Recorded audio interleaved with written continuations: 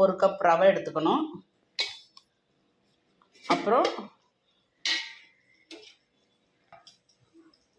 1 cup காய்ச்சி ஆற வச்ச பால் ஊற்றிக்கணும். இதை இப்போ 2 கிண்டி கிண்டி ஒரு 15 நிமிஷம் ஊற வச்சு எடுத்துக்கணும். மூடி.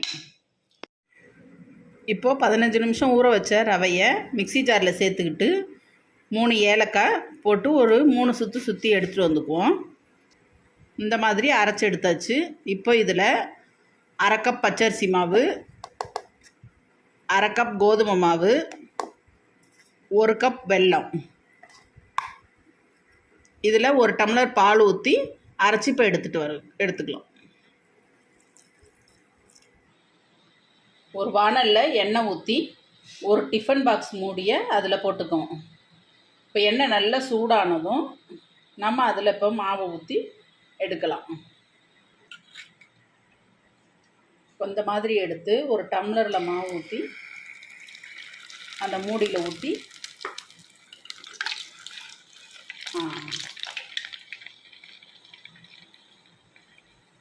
இந்த மாதிரி செய்யும்போது அதுவாகவே மேலே எழுப்பி வந்துடும்.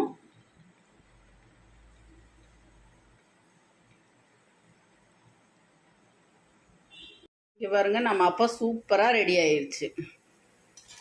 இப்போ எடுத்துக்கலாம். புஸ்ஸுன்னு நம்மளோட அப்போ எப்படி ரெடி ஆயிடுச்சுன்னு. இதை ஈவினிங் ஸ்நாக்ஸாக குழந்தைகளுக்கு செஞ்சு கொடுங்க, ரொம்ப இஷ்டப்பட்டு சாப்பிடுவாங்க. நீங்களும் திரும்ப திரும்ப செய்வீங்க.